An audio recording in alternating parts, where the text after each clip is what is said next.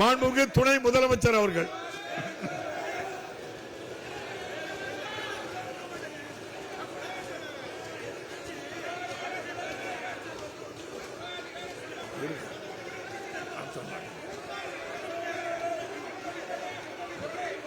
போதும், நாங்க பயப்படல, நாங்க இங்க யாரும் பயம் இல்ல. மாண்புமிகு பேரவைத் தலைவர் அவர்களே, அரண்மனையில் இருந்த அமைதியா உட்காருங்க. இல்ல அப்படி இல்ல, நீங்க எல்லாருக்கும் இல்ல,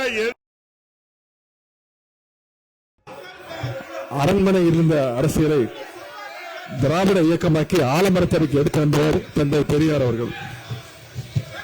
ஆலமரத்தடியில் இருந்த திராவிட இயக்கத்தை வழக்கு எடுத்து சென்றவர் பேரறிஞர் அண்ணா அவர்கள். இந்த திராவிட இயக்கத்தை கொண்டு சேர்த்தவர் நம்ம முத்தமிழர் கலைஞர் அவர்கள். உட்காருங்க எல்லாம். இந்த பதில கேளுங்க. மாண்புமிகு துணை முதலமைச்சருடைய அரசு முன்னவர் மாண்புமிகு பேரவைத் தலைவர் அவர்களே, உங்களிடத்தில் அனுமதி பெற்று முன்கூட்டியே தெரிவித்துவிட்டு எழுதி கொடுத்து விட்டு தான் பேச வேண்டும் என்பது மரபு. அவை முன்னவர்கள் தெளிவாக சொல்லியிருக்கிறார்கள்.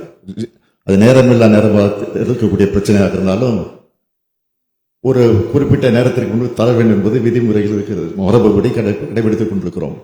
அப்படி கடைபிடித்தால் அனுமதியுங்கள், இல்லை என்றால் அனுமதிக்க கூடாது. இன்னொன்றே சொல்லுகிறேன், அவங்க கேட்கக்கூடிய கேள்விக்கு நாம் பதில் சொல்வதற்கு தயாராக இருக்கிறேன். அதில் எந்த மாற்றம் கிடையாது. நாம் டிவியை பார்த்து விட்டால் தெரிந்து கொண்டேன் என்று சொல்வதற்கு தயாராக இல்லை. நீங்க பேசுறீங்களா? அதனால் உங்களுடைய